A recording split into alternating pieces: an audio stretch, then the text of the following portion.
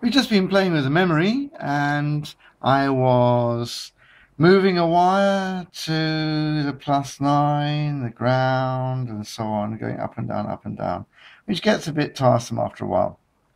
So what we're going to do now is we're going to get this gate to do itself. Instead of moving the wire up and down by hand, we're going to use the output of the gate to change the input high and low, and that's easy to do.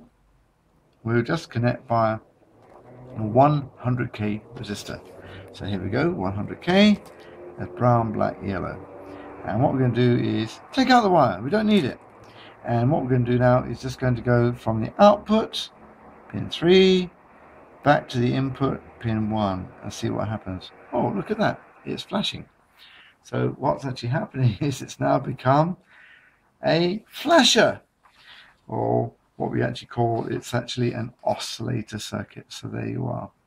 So now at the moment it's segment G where it's left before, but let's just follow the diagram and actually do segment A. We have the power to change the segments. Yes, we have.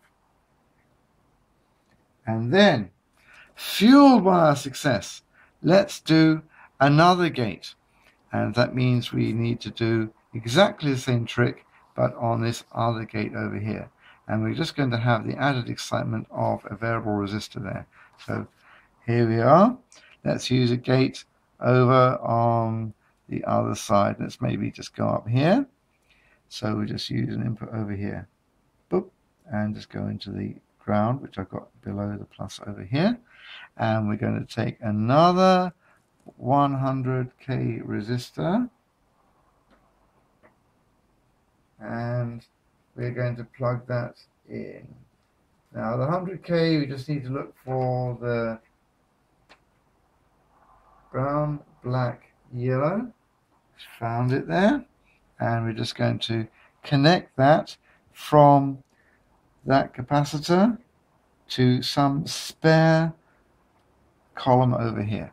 Now what we're going to do now is we're going to connect up our pot, which is not connected to anything at the moment. We just go from the middle wire of the pot to the resistor, and just one end of the pot, doesn't matter which end, and that's going to go to the output of the IC. So it's input, input, output, just like that. And so we need also to connect the unused input, the other input, to +9 volts. Here we go.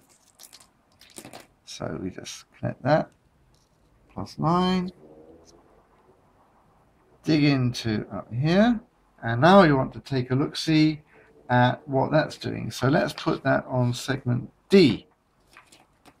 So we look at the output, dig in, connect to D. So A, B, C, D. Oh, look at that. That's also flashing. So that's flashing at a different rate. And because we've put a variable resistor into the circuit, it means we can adjust how fast that flashes. What a busy circuit. And we really make it slow. Wow, there you are. Now, that's kind of interesting. How about we make it even more interesting? Now we can start making some disco lights. So what we can do is you can light up, say, this middle segment with something which is created from the output of each of these two oscillators. That's easy to do. We just simply use another NAND gate. So what we're going to do now is take the output of one NAND gate and put it into the input of the next door NAND gate. That's easy. And we take another wire and take the output of the top NAND gate here. Remember the output's in the middle. And put that into the other input of the third gate. And then finally, our big finale is to take the output of that NAND gate